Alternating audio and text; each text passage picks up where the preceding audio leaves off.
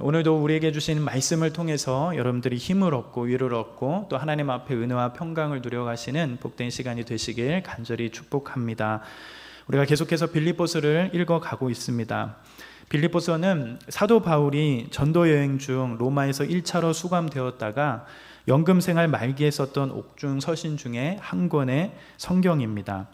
사도 바울이 옥중에서 자신과 실제적인 동역을 하고 있는 빌립보 지역의 성도들에게 감사의 내용을 담아 썼던 서신이고, 특별히 빌립보 교회가 당면하고 있는 여러 문제들을 하나님의 말씀으로 권면하고 도움을 주는 서신이기도 합니다. 그렇기 때문에 어쩌면 사도 바울에게는 이 빌립보 교회, 이 빌립보 성도들은 특별한 그런 교회요 성도였습니다. 사도 바울이 전한 복음을 듣고 빌립보 지역의 성도들은 주님을 믿게 되었고, 또한 신실하게 지금도 여전히 그리스도인으로 살고 있습니다. 로마의 압제와 유대주의자들과 율법주의자들로의 공격 등 믿음을 지키기에 쉽지 않은 그런 시간들을 보내고 있지만, 빌립보 성도들은 그럼에도 불구하고 믿음을 지키고 신실하게 성도로 살아가고 있으며 실질적으로 사도 바울의 복음 사역을 돕고 있기에 바울에게는 빌립보 지역의 성도들이 특별하게 여겨집니다. 사도 바울은 빌립보 교회를 향하여 교회가 당면하고 있는 여러 문제들을 권면합니다. 특별히 사도 바울은 빌립보 교회를 위협하고 있는 분열이나 하나됨을 해치는 것들에 대해서 한마음을 품고 연합할 것을 권면하고 있습니다.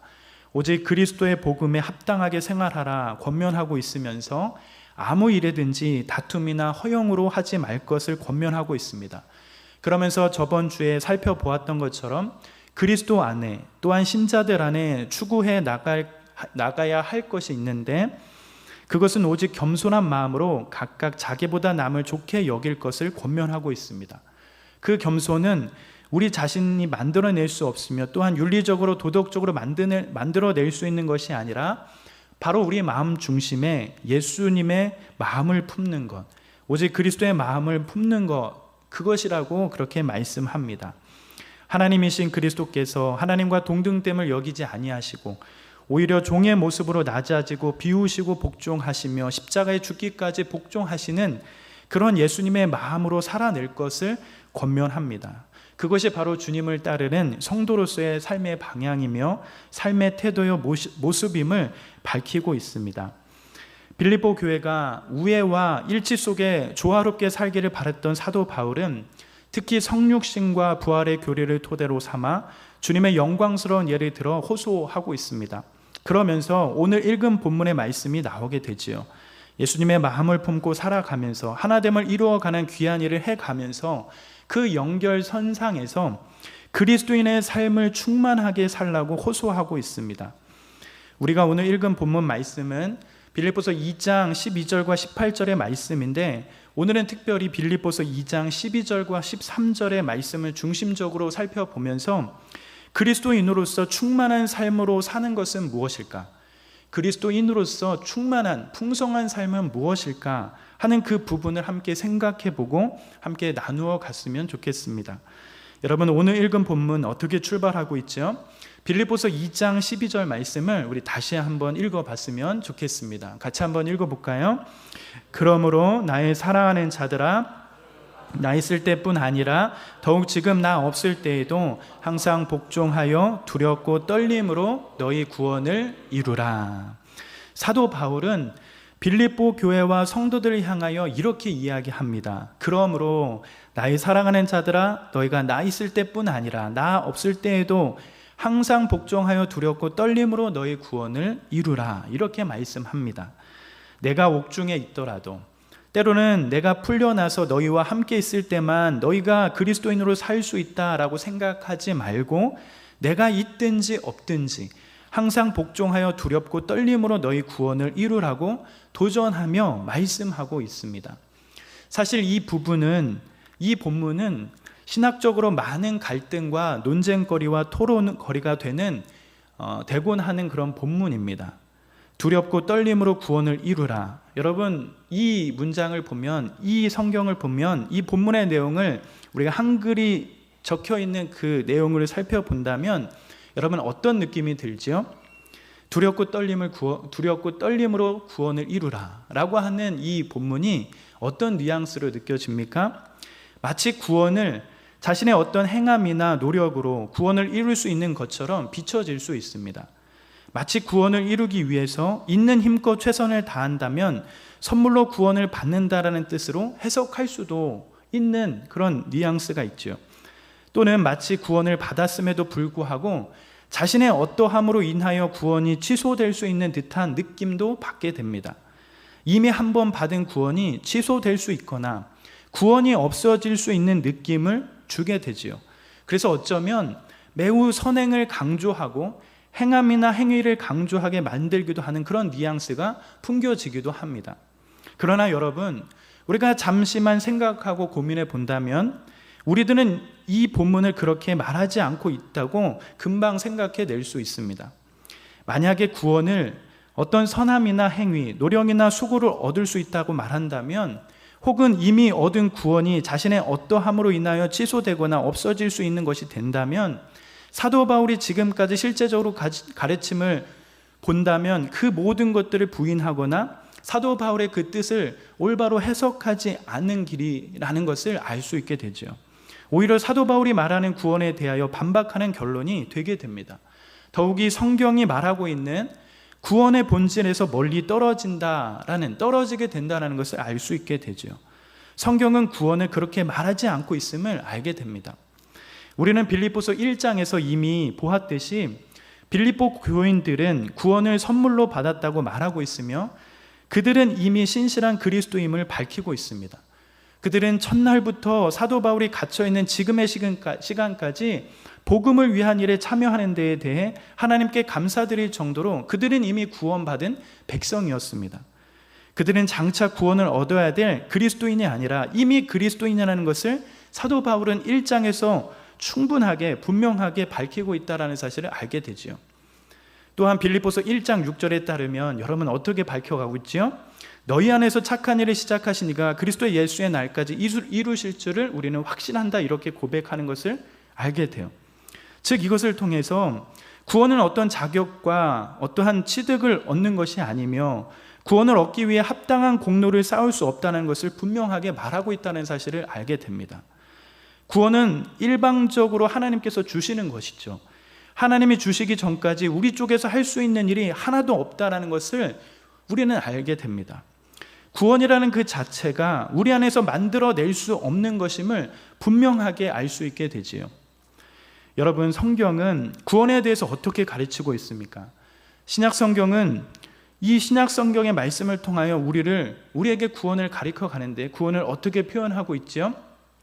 우리는 흔히 이 구원을 크게 세 부분으로 확인해 볼 수 있습니다. 칭의와 성화와 영화라고 하는 이 구분으로 구원을 확인해 갈 수 있게 되지요. 이것은 구원을 크게 이루는 세 가지 요소라고 말하기도 합니다. 뭐요? 칭의와 성화와 영화. 이 단계에 이르러서 우리는 구원을 받을 수 있다, 그렇게 얘기하죠.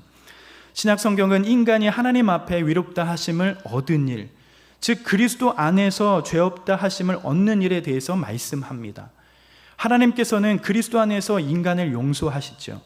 절대 하나님 앞에서 인정받을 수 없고 우리의 그 어떠한 행함으로도 죄인된 우리가 위인으로 칭함받을 수 없다라는 증거도 있습니다. 그러기에 우리는 예수 그리스도를 통하여, 그분이 이루어 가신 그 일들을 통하여, 그분이 열어놓으신 그 길들을 통하여, 그것을 믿음으로 인하여 우리는 위인으로 칭함을 받는 일이 일어나게 됩니다.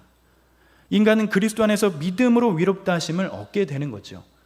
그 사건이 무엇일까요? 그것을 칭의라고 말할 수 있는 겁니다. 그러나 여러분, 성화는 그렇지 않습니다.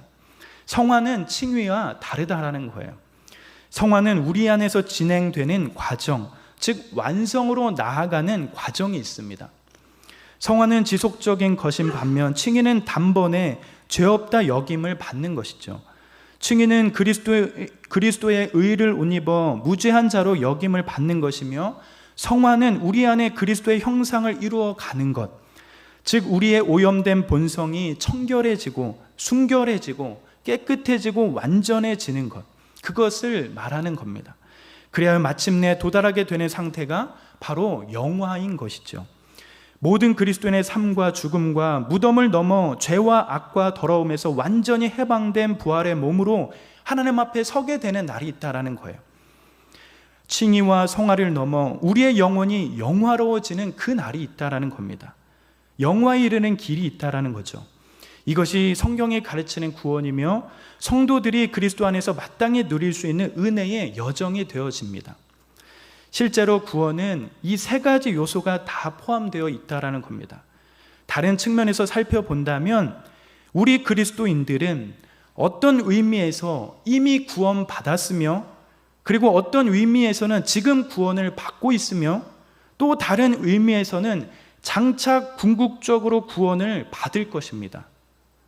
이것이 구원의 여정인 거죠. 이런 차원의 구원에 대한 부분을 생각하면서 지금 빌립보서 2장 12절을 해석해 가야 한다라는 겁니다. 사도 바울은 여기서 빌립보서 2장 12절을 통하여 항상 복종하여 두렵고 떨림으로 너희 구원을 이루라 라고 말합니다. 바로 이것은 구원의 요소 중에 칭의를 말하는 것이 아니라 바로 성화를 말하고 있다는 사실을 알게 되는 거예요. 성화의 과정을 말하고 있는 겁니다. 사도 바울은 빌립보 교인들에게 구원을 취득하라고 하지 않습니다. 구원을 얻으라고 말하고 있는 것이 아닙니다.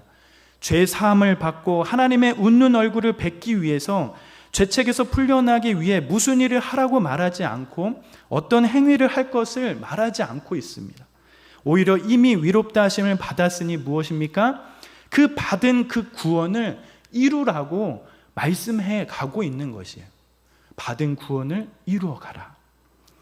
하나님 앞에서의 신분을 다루는 것이 아니라 죄에 오염된 본성이 깨끗해지고 정결해지고 완전해지는 과정, 마침내 영화에 이르는 과정을 다루고 있습니다.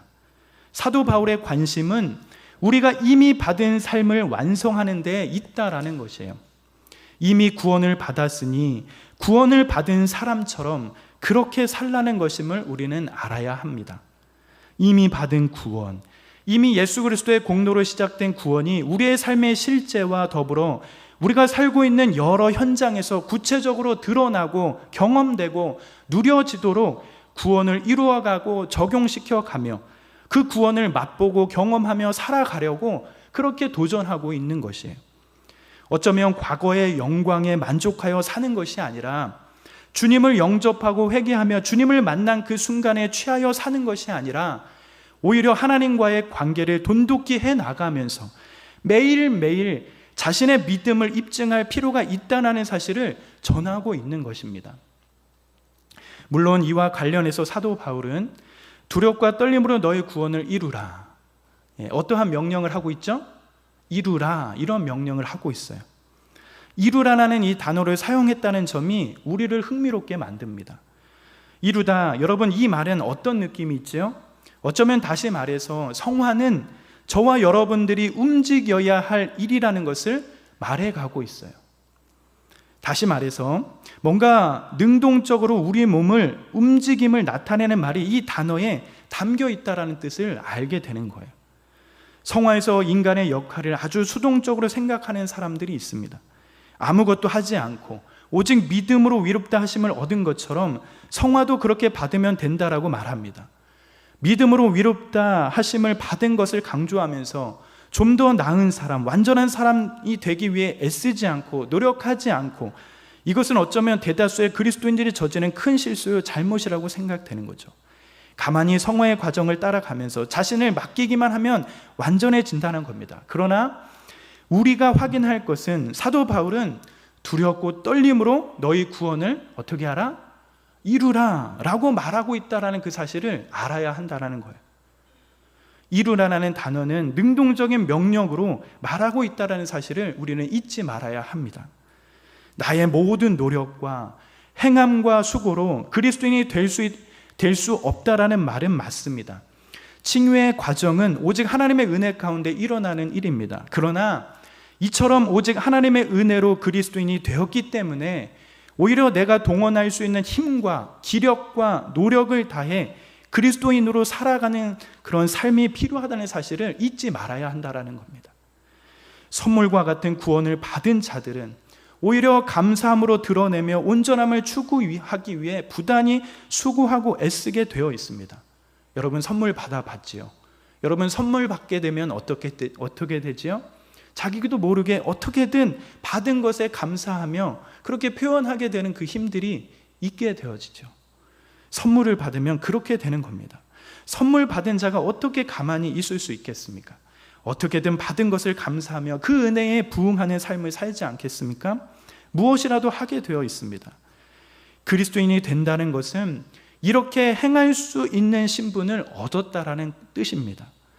구원을 이루라는 것은 그 신분을 얻은 자들에게 주는 권면의 말씀인 거예요.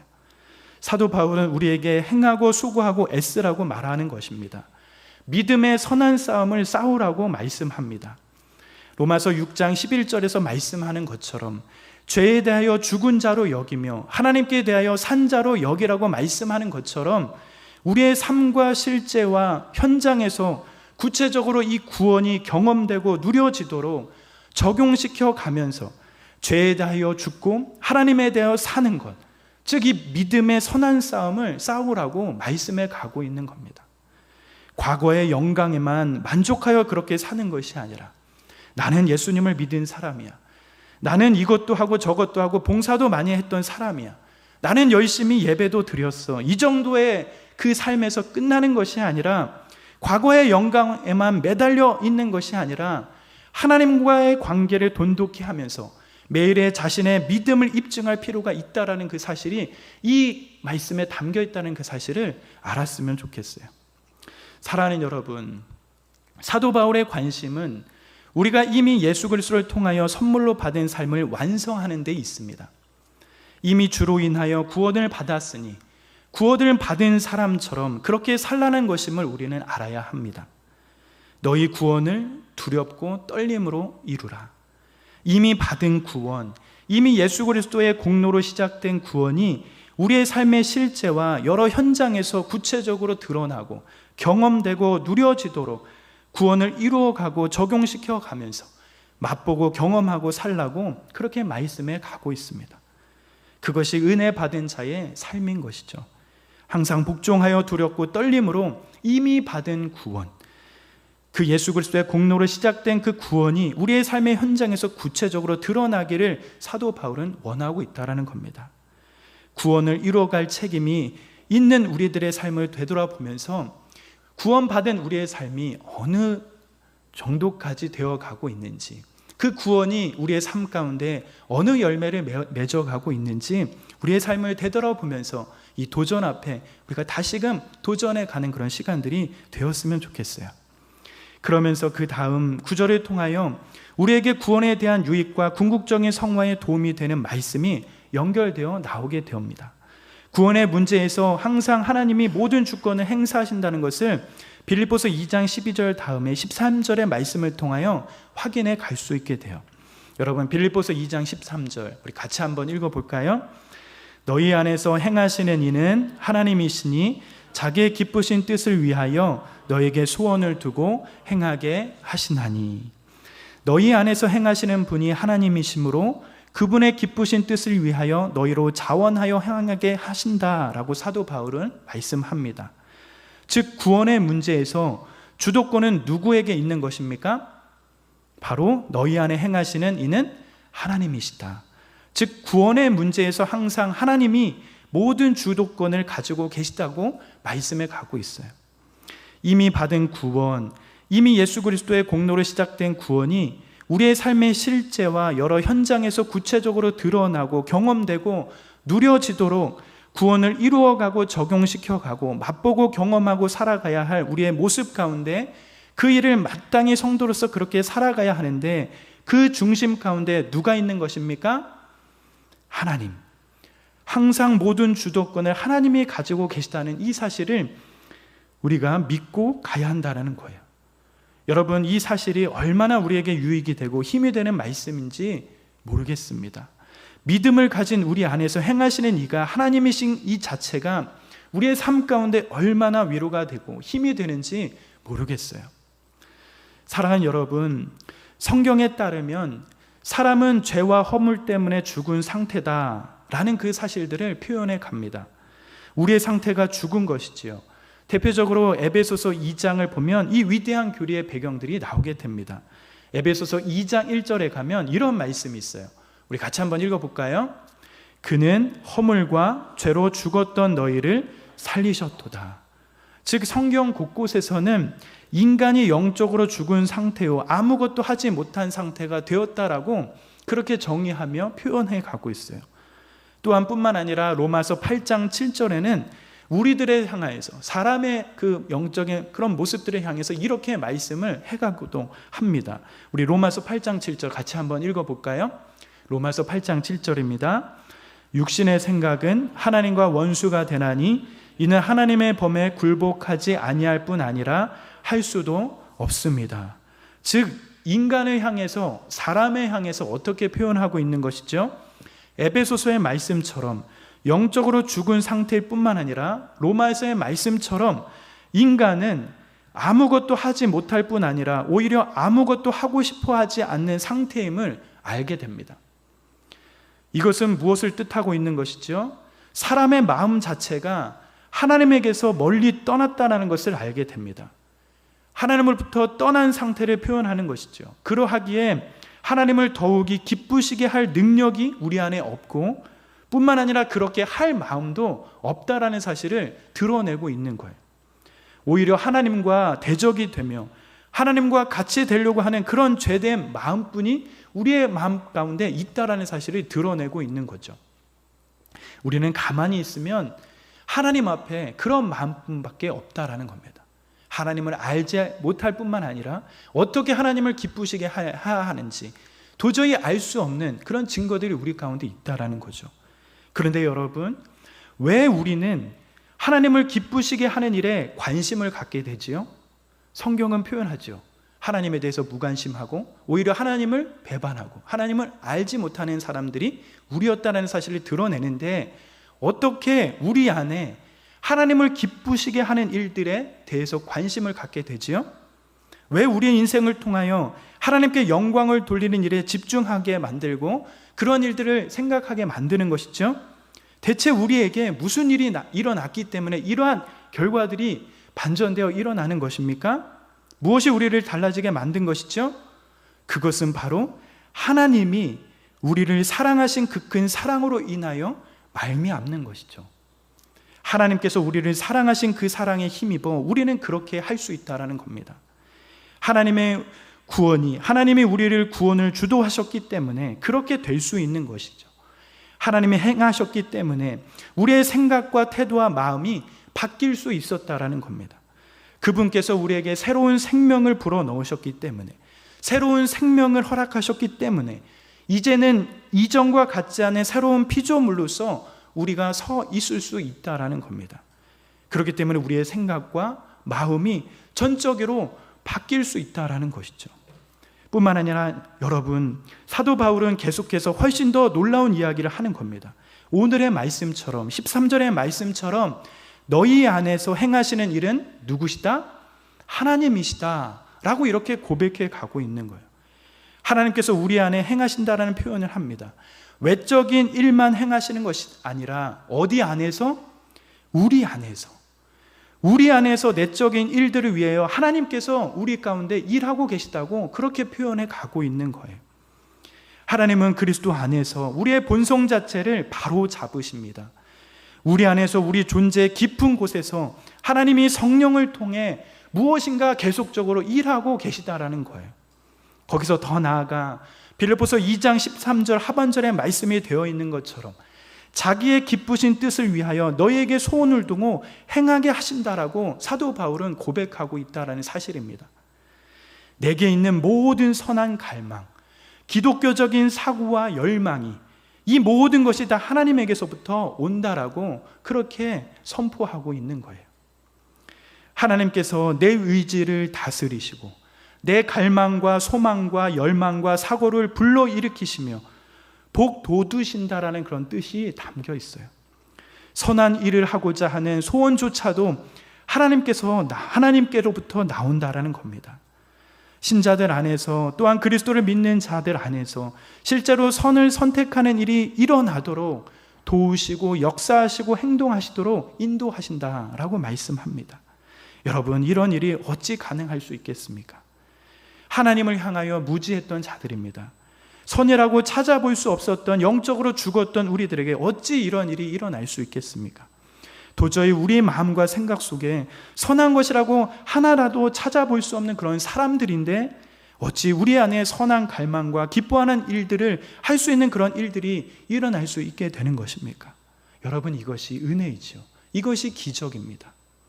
하나님은 우리 안에 갈망과 힘을 주심으로써 우리의 모든 존재가 하나님 앞에서 하나님의 뜻대로 살 수 있도록 도우시며 힘을 주십니다. 우리의 의지와 갈망과 사고와 열망과 모든 것을 다스림으로써 우리를 완성시켜 나가시며 그리스도의 삶을 주신 큰 목적을 이루어 나가십니다.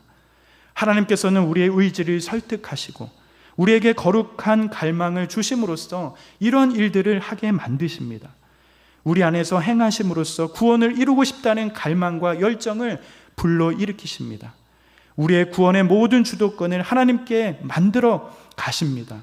우리가 죄인이요 반역자요 형벌을 받아 마땅한 자들임에도 불구하고 그 기쁘신 뜻을 위하여 은혜로 이 일을 시작하시고 또한 계속해 나가시는 분이 바로 하나님이십니다. 놀라운 일들이 우리 안에 계속적으로 일어난다는 거예요. 사랑하는 여러분, 하나님께서 우리 안에 행하고 그렇게 살아서 역사하십니다.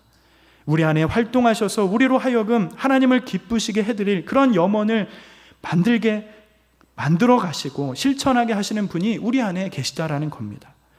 너희 안에 행하시는 이는 하나님이시니 자기의 기쁘신 뜻을 위하여 너희에게 소원을 두고 행하게 하시나니, 온 우주를 만드시고 그 만드신 만물을 보존하시는 하나님이 우리의 죄나 무가치함과 상관없이 친히 내 삶에 빚어 나가심으로 마침내 완전한 작품을 만들어내실 것이며 하나님 앞에 서서 그 얼굴을 뵙게 해주실 것입니다. 우리의 이미 얻은 구원과 또한 앞으로 두렵고 떨리는 마음으로 이루어갈 구원에 대하여 모든 것을 보장하시고 위로하시며 인도하시는 하나님의 은혜에 어찌 우리가 감사하며 그렇게 나가지 않을 수 있겠습니까? 이것이 은혜이지요. 사랑하는 여러분, 우리의 삶이, 주님을 믿는 우리의 삶이 얼마나 영광스럽고 얼마나 풍성한 삶인지 여러분 경험하면 좋겠습니다. 우리가 생각하는 그 이상의 일들이 우리 안에 일어나고 있으며 반드시 우리 앞에 이루어질 것임을 알게 됩니다. 여러분, 우리는 빌립보서를 보면서 가장 큰 주제인 기쁨에 대해서 알아가고 있는데, 여러분, 우리가 그리스도인으로서 누리는 이 기쁨이 얼마나 큰 것인지, 세상이 상쇄할 수 없는 그 기쁨이 우리 안에 있다는 그 자체가 얼마나 놀라운 일인지 여러분 그것을 누려갔으면 좋겠어요. 우리 안에 살아계신 하나님, 그분께서 우리 안에 계셔서 우리 안에 심겨진 그 구원의 깊이를 더해 가실 겁니다. 그러기에 여러분, 우리의 역할은 무엇이겠습니까? 끝까지 그 구원을 반드시 잡고 이루어가는 것, 내 안에 그 구원의 깊이를 더해가고 누려가고 경험하며 그 풍성함이 우리 안에 드러나는 것, 두렵고 떨림으로 구원을 이루어가는 그 모습이 우리 안에 일어나야 할 모습임을 알게 됩니다. 구원을 이루실 분이 오직 예수 그리스도이심을 믿고 최선을 다해 그분 앞에 믿음을 두며 살아가는 것, 어떤 순간이 올지라도 구원의 변덕 없이 이루어 가시는 그 주님을 붙잡고 끝까지 주님을 따라가는 것, 우리 앞에 믿음의 선한 싸움과 믿음의 경주를 힘써 가는 것, 그것이 어쩌면 우리 앞에 일어날 귀한 일임을 알고 그렇게 부단히 서서 가는 일들이 우리 안에 있어져야 할 것입니다. 여러분, 사도 바울은 두렵고 떨림으로 너희 구원을 어떻게 하라고 도전합니까? 이루어 가라고 도전합니다. 그 중심에 누가 있습니까? 하나님이 계셔요. 우리가 구원을 이루어 가고 우리의 삶 가운데 자녀된 그 신분에 대한 풍성함을 누려가야 하는데 그 삶 자체를 하나님께서 이끌어 가신다는 겁니다. 그러기에 하나님 앞에 서가는 그런 복된 역할이 우리 가운데 놓여졌으면 좋겠고, 어떤 순간에도 믿음으로 그 주님을 바라보면서 우리의 믿음의 그런 선한 싸움들을 싸워가는 그런 일들이 되어졌으면 좋겠습니다. 여러분, 믿음은 마치 근육과도 같습니다.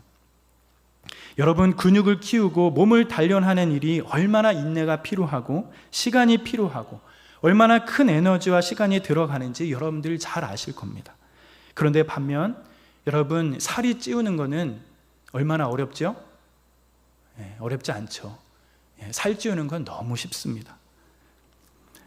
그냥 숨만 쉬어도 살이 찌지요.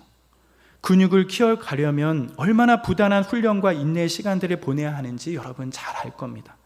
우리의 믿음도 그렇습니다. 믿음도 마찬가지예요. 우리 앞에 놓여진 구원을 위해서, 우리가 받을 장차 그 구원을 위해서 우리 자신이 하나님의 사람으로, 주님의 자녀로 더욱 심자답게 서가는 그 모습이 얼마나 고단한지, 얼마나 인내가 필요한지 그 사실을 알았으면 좋겠어요. 오늘의 이 말씀을 통해서 사도 바울이 도전하고 권면하는 이 말씀, 두렵고 떨림으로 너희 구원을 이루라 라고 하는 이 말씀을 우리가 받으면서 우리의 삶 가운데 더욱더 드러난 그 풍성함을 사모하면서 이미 받은 그 구원, 그 삶이 여러분의 삶의 실체와 여러 현장에서 구체적으로 드러나는 그 풍성한 열매가 여러분 삶 가운데 더욱더 많아지는 그런 시간들이 되길 간절히 기도하겠습니다. 여러분, 우리가 생각하면 생각할수록 예수 그리스도를 믿어가는 그 풍성함이 너무도 깊습니다. 예수님을 믿는 그 기쁨과 그 풍성함이 우리가 아는 것보다 더 훨씬 깊고 풍성합니다. 그래서 날마다 예수님을 믿어가는 그 풍성함을 가득 안고 누려가시는 우리 복된 형제 자매들의 삶이 되시길 간절히 기도하며 축복하겠습니다.